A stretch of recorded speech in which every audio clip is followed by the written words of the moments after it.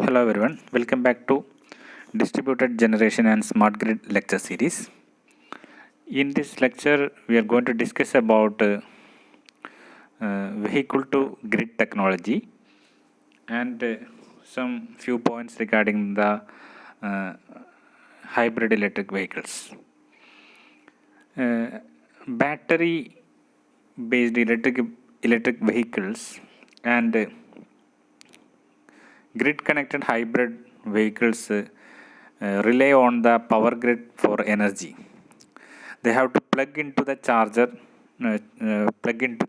their batteries. With power alerts and blackouts are a recent reality, it is easy to conclude that the energy requirements of grid connected electric vehicles will make the energy crisis worse. Actually, quite the opposite may be true. With a bidirectional grid power interface, virtually any vehicle that can plug into grid can potentially provide beneficial support to the grid also. So, battery electric vehicles can support the grid exceptionally well by providing any of a number of functions which can be say is as a ancillary services. So these services uh, are very important for the operation of a power grid. So a hybrid electric vehicle can provide such kind of service. That is, they can uh, provide uh, power to the grid also. So the electric drive vehicles, whether powered by batteries, fuel cells, or petrol hybrids, have within them the energy source and power electronics capable of producing the 50 hertz AC electricity that powers our homes and offices. So when connections are added to allow this electricity to flow from the car to the power lines, we call it vehicle to grid or V2G technology. So it is the concept that the our electrical car stores energy that can provide the power back to the grid. That is what is V2G or vehicle to grid technology. So car packs a lot of power. One typical electric drive vehicle can put out over 10 kilowatt, the average draw of 10 houses. So the development of vehicle to grid power systems can accelerate the commercialization of battery electric vehicles, hybrid vehicles, and fuel cell based vehicles. Uh, the most personal transportation vehicle uh, uh, will be parked more than 20 hours a day, during which time they represent the ideal asset. That means we are not at all using that particular asset for on an average of 20 hours a day if it is a personal vehicle. So vehicles that incorporate electrical propulsion can be utilized as a power source while parked, because during their drive systems include the fundamental elements of generating the AC power. So this kind of idle vehicles, that is the vehicle which are not in use, which can be utilized to provide the valuable electrical power functions. That is, they can provide the power back to the grid. So V2G technology, electric drive vehicles, whether powered by batteries, fuel cells, or gasoline hybrids, have within them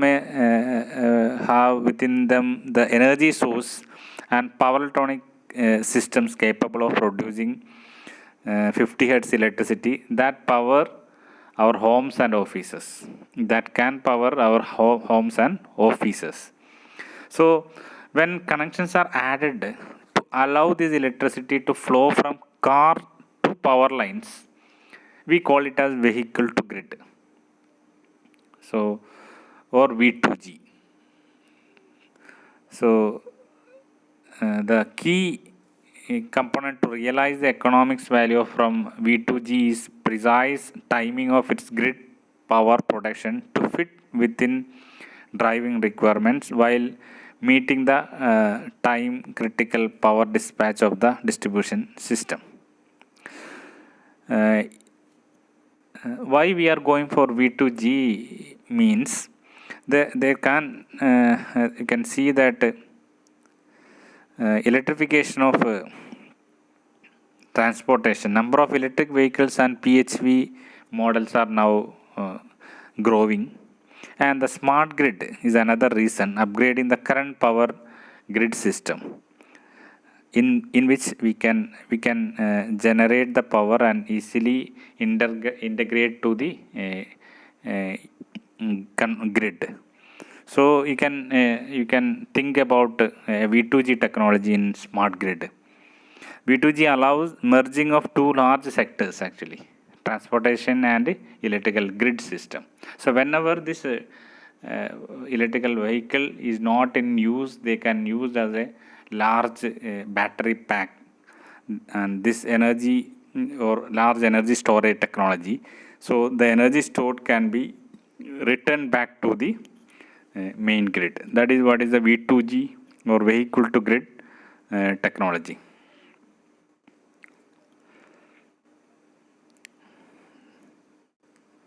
So this is one of the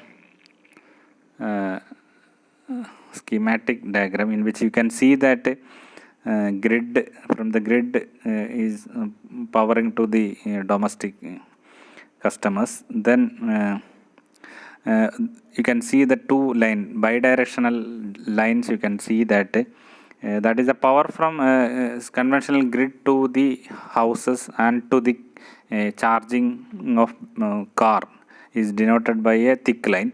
Then that thin line is actually representing the power flow from the electrical car to the houses and to back to the grid. So this is just a representation of a V2G vehicle to grid integration. And what are the benefits of a vehicle to grid technology? Even though the cost of electric vehicles and plug-in hybrid electric vehicles (PHEVs) are relatively high, V2G provides a revenue to owner and helps offset that higher cost. That is, even though the cost of conventional PHEV or plug-in hybrid electric vehicles are very high, so this can be compensated by revenue from a V2G technology. And the dual use of clean transportation and grid power support then encourage the early adoption of electric vehicles and PHEVs. That is, we can now the electrical vehicle era is growing. So this kind of technology, vehicle to grid technology, can encourage the more development of electric vehicles. And more stable grid can be achieved if we are implementing a V2G technology, and this can be act as an energy storage for grid and integration of renewable energy sources. Even you can utilize the renewable energy resources for charging the battery, and then it can be power back to the grid. So the car electrical vehicles itself we can use as energy storage technology. So these are the some of the benefits of V2G technology. Then we are moving on to hybrid electric vehicles, or what are the necessities of hybrid electric vehicle. You can see that hybrid electric vehicles means or sometimes it's known as plug-in hybrid electrical vehicle system or PHEV, which actually provides the energy conservation and at the same time offers driving that is comfortable, safe and reliable. Actually, our petroleum consumption has steadily increased while domestic production has continued to decline. And as you all know that world oil production predicted to peak within the next 5 to 15 years. So recent increase in the petrol price is indicator of growing tension between the supply and demand. So we need to need a transformation from conventional vehicle technology to electrical vehicle or a hybrid vehicle which is a combination of both electrical and mechanical or petroleum or diesel engine. So when driving at medium to low speed, depending upon that electrical vehicle architecture is different. In case of a history, as a history of a hybrid electric vehicle, the first modern hybrid electric vehicle introduced in Japan, that is in 1997, that is Toyota Prius. Then in 1999, first modern hybrid electric vehicle sold in US, that is Honda Insight. And plug-in hybrid electric vehicle, that PHEV, is a hybrid electric vehicle whose battery can be recharged by plugging it into an external source of electric power, as well by its own onboard engine and generator.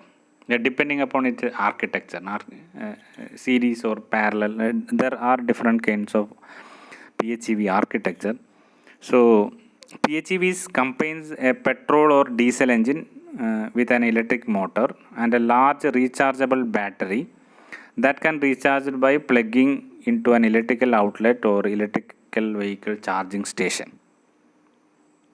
So PHEV can plugged in and recharge from an outlet, allowing them to drive extended distances using just electricity. So nowadays you can see that there are many companies are producing electrical vehicle. So the plug-in electric, this is a pictorial representation of a picture of a car during its charging. So when the battery is emptied, the conventional engine turns on and the vehicle operates as a conventional non-plug-in hybrid model. So plug-in hybrid vehicle, hybrid means it can be acting as a conventional mode, it can be work as a conventional vehicle and also as a electric vehicle. So while the battery is emptied, you can convert into or run the vehicle as a conventional vehicle. So conventional hybrid automobiles have an electric motor and battery, but derive all their power from petrol or diesel. So plug-in hybrid provides the fuel and cost efficiency of hybrid models along with the all electric capabilities of battery, electric or fuel cell vehicles. Some plug-in hybrid electric vehicles can travel more than 70 miles on electricity alone. So you can see that nowadays it can latest model of electric vehicle can travel it can travel nearly 400 kilometers for a full charge. Complete charge means it can travel nearly 400 kilometers or above that. So plug-in hybrid electric vehicles uses approximately 30 to 60% of less petrol than the conventional vehicles. Thus, we can save money. So PHEVs reduce the fuel consumption because mostly it is using the electrical energy. So fuel consumption can be reduced by 50%. So these are some of the advantages of plug-in hybrid electric vehicles. And PHEV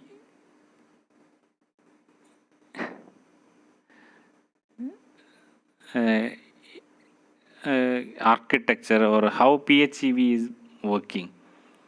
In addition to the plugging into an outside electric power source, PHEV battery can be charged by an internal combustion engine. That is mostly available in our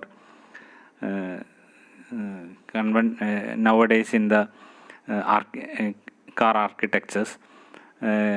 Internal combustion engine or regenerative braking. And during the braking, the electric motor acts as a generator using the energy to charge the battery. So the electric motor supplements the engine's power. As a result, the smaller engine can be used, increasing the car fuel efficiency without compromising the performance also.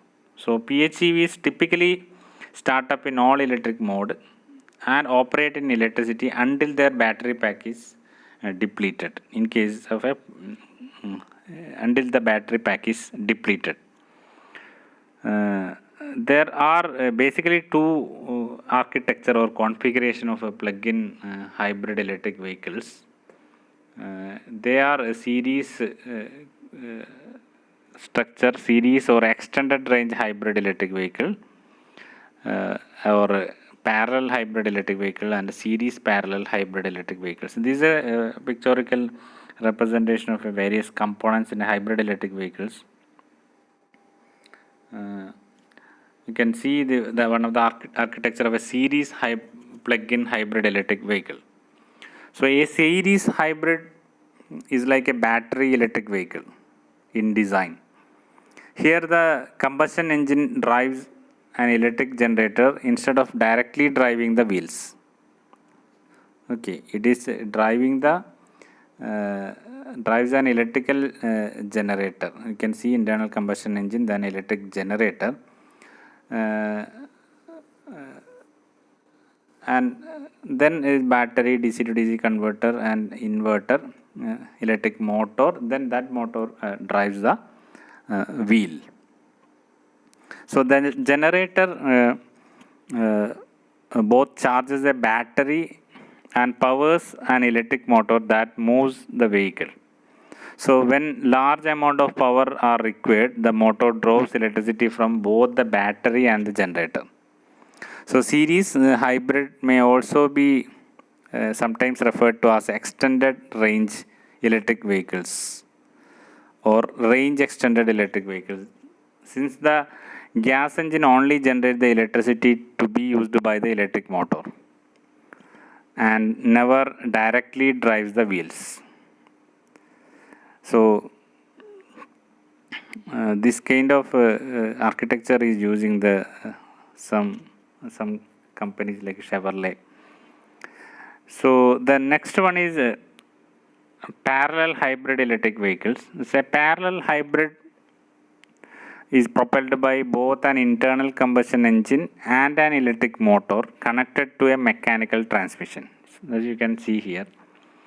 So this the wheel is driven by both IC engine and electrical drives. So power distribution between the engine and the motor is varied. So both run in their optimum operating region as much as possible. So there is no separate generator in parallel hybrid. Whenever the generator operation is needed, the motor functions as a generator. So in a parallel hybrid electric vehicles, this is propelled by both internal combustion engine or gasoline and electrical motor, both are directly acting to the wheels. So then next case is the series parallel hybrid electric vehicles. This is a combination of series and parallel architecture. The vehicle can be powered by gasoline engine working alone, then the electric motor alone, or by both. So this can be working as a series type or parallel, or it can be at as a series parallel. So they can working as a internal combustion alone, or the electrical motor alone, or both the combination of series and parallel by energy by the energy by the both energy which convert working together. Power distribution between the engine and motor is designed so that the engine can run its optimum operating range as much as possible. So you can at least go through this block diagram for this series parallel PHEV systems.